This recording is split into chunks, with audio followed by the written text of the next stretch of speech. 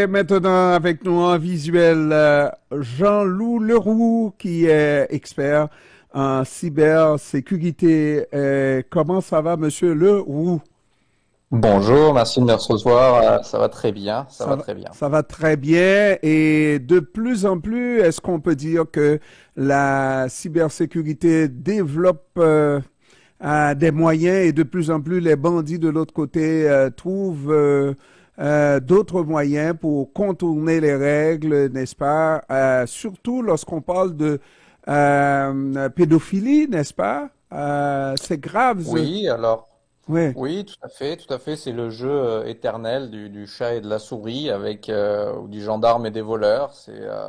C'est quelque chose qui n'a pas de fin. Donc, on a une surenchère d'un côté, et puis ensuite, on a des mesures pour attraper les bandits qui se renforcent de l'autre côté, etc., etc. Donc, c'est quelque chose auquel on assiste depuis très longtemps maintenant. Maintenant, est-ce qu'il ne faudrait pas regarder cette question de pédophilie comme une maladie lorsqu'on prend ce cas spécifique dans le journal où on parle d'un professeur qui exagère au point de faire pression, de faire des menaces sur des élèves, des mineurs, n'est-ce pas, pour avoir des relations, etc., etc. Ça devient une maladie. C'est pas seulement d'être pédophile, mais c'est d'être pédophile malade, là. Oui, bah écoutez, moi je me prononce moins sur les aspects, disons, cliniques de la chose et plutôt sur les aspects de nature technologique. C'est là-dessus Mhm. qu'on vient effectivement apporter notre expertise, donc avec Magna, la société, la compagnie dont je suis président à Montréal, qui est spécialisée en cybersécurité. Et il se trouve que on intervient sur effectivement des cas, donc en tant que témoin expert auprès des tribunaux, tant sur le civil que sur le criminel, et évidemment dans les sujets criminels qu'on est habitué à traiter, euh, on vient apporter notre expertise technique, technologique sur ces cas-là de pédopornographie. Donc, c'est sûr que je ne vais pas m'aventurer à évidemment rentrer dans une analyse ni médicale ni sociologique là-dessus. On va se cantonner disons, au sujet purement technique. Et donc, c'est ce que vous avez vu dans l'article effectivement euh, de la journaliste Gabrielle Duchesne qui est paru Mais ça nous récemment. indique que le travail vient à peine de commencer, c'est-à-dire on ne pourra pas prétendre pouvoir contrôler ces bandits-là, n'est-ce pas, en pédosécurité, cybersécurité et tout ça, juste parce que il se développe tout le temps des moyens de contourner, des moyens de et puis la technologie est tellement vaste. Et puis le terrain de jeu, c'est le monde entier. C'est vrai, ça c'est absolument vrai. Le terrain de jeu, malheureusement, et c'est le monde entier, et quelque chose auquel on assiste plus récemment, c'est effectivement une amplification de ce phénomène par le biais des diverses plateformes auxquelles ont accès les enfants. Donc, les différents jeux, plateformes en ligne, applications, etc., qui sont maintenant à disposition des enfants et qui constituent un terrain de chasse, évidemment, pour les pédophiles en ligne. Donc, ça leur donne une proximité et des canaux de communication facilités avec leurs cibles, malheureusement. Euh, Est-ce que les gouvernements, question peut-être moins technique comme telle, les gouvernements ne laissent pas aller? Parce que moi, il me semble que j'avais entendu au départ, lorsqu'on avançait en informatique, et informatique comment avec point zéro, n'est-ce pas? On disait que les grandes compagnies informatiques avaient des restrictions. On dirait que j'en vois de moins en moins de restrictions, comme quoi elles peuvent se permettre. Exemple, quand comment je dirais, un vendeur d'un logiciel veut vous imposer à acheter, vous êtes même dans l'incapacité de fermer votre page ou la page de l'offre de vente parce que ça résiste là. C'est comme une bataille entre le Mhm. consommateur et celui qui C'est veut vrai. nous vendre.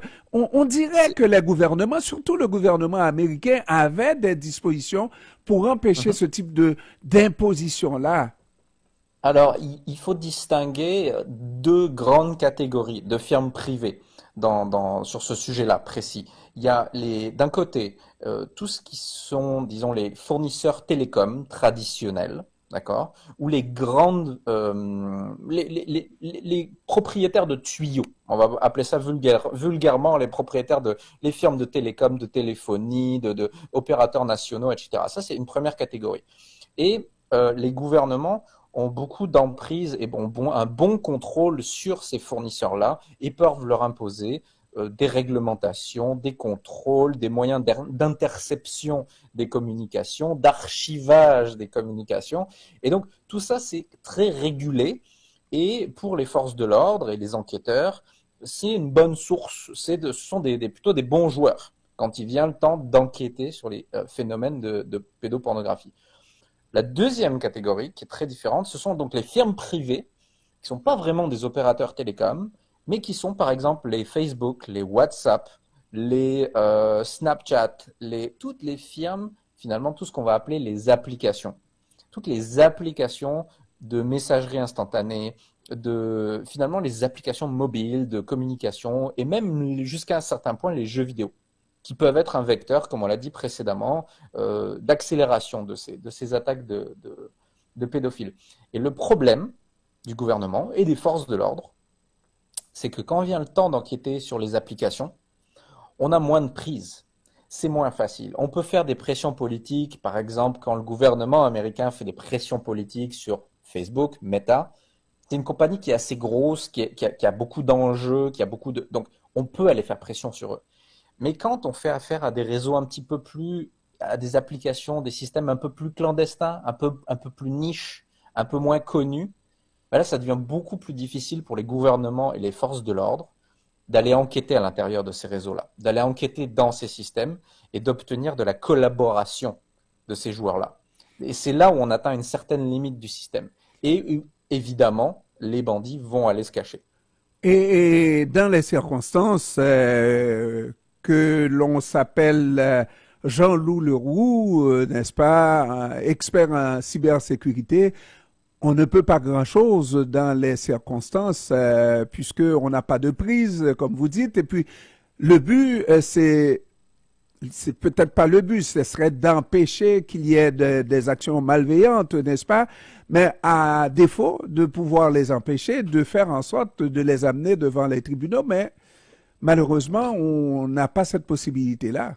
Tout à fait. C'est circonstanciel. Dans certains cas, évidemment, on va être capable d'attraper ces gens-là, de les traduire devant les tribunaux et effectivement, comme tout justiciable, ils ont droit à avoir une défense et être capable de éventuellement prouver peut-être leur innocence, qui sait, mais c'est circonstanciel. Quand on va avoir affaire à des gens qui s'en vont dans des plateformes comme celles qui sont mentionnées comme le réseau Tor, comme celles qui sont mentionnées dans l'article de la journaliste de la presse, effectivement, on peut faire face à des difficultés techniques pour aller stopper, identifier le matériel pédopornographique qui circule dans ces canaux-là, dans ces systèmes-là. Des grandes compagnies qui font l'objet de plus de pression de la part des gouvernements et de pression juridique peuvent avoir des mécanismes d'identification automatisée des contenus pédopornographiques. Donc, ils peuvent avoir des mécanismes qui automatiquement flaguent en bon français les images, les contenus, les vidéos et qui vont aller les rapporter aux autorités nationales. Donc ça, c'est des mécanismes qui fonctionnent, mais qui ne fonctionnent pas partout. Et donc, quand on va, entre guillemets, se cacher dans des plateformes plus niches, plus clandestines, où on a beaucoup plus de chiffrement, de moyens de brouiller les pistes, effectivement, ça complique la vie des enquêteurs. Mais peut-être un dernier point, il ne faut pas perdre d'esprit que ces plateformes-là existent également dans le but de protéger l'anonymat de certaines populations qui vont avoir besoin d'anonymat, comme par exemple des lanceurs d'alerte, ou des journalistes qui vont travailler avec des sources clandestines. Et donc, c'est là où on a un problème de nature, disons, éthique, de nature de positionnement de la société, de comment est-ce qu'on fait? Est-ce qu'on interdit complètement? Le bien qui touche au mal. Ben, exactement. Comment faire pour rééquilibrer cette balance en réalité? Puisque ces plateformes-là peuvent avoir des utilités pour le public, peuvent avoir des utilités pour la société. Mais le pendant de ça, c'est que comme elles garantissent une forme d'anonymat, on va dire ça comme ça, rien n'est absolu en matière de technologie, c'est une forme d'anonymat, à ce moment-là, des bandits peuvent également les utiliser. Mais finalement, ça, c'est pas des questions que moi, en tant qu'ingénieur et en tant que spécialiste de cybersécurité, je vais trancher forcément. Ça, c'est des sujets, c'est des questions de société sur lesquelles la société doit réfléchir et trancher. Oui, mais lorsqu'on a la chance, par exemple, comme cette très grande compagnie dont j'oublie le nom qui est à Montréal, mais en matière de pédophilie, qui publie des photos vraiment qui avilissent des jeunes enfants, etc., et qui avilissent à toute fin pratique la société.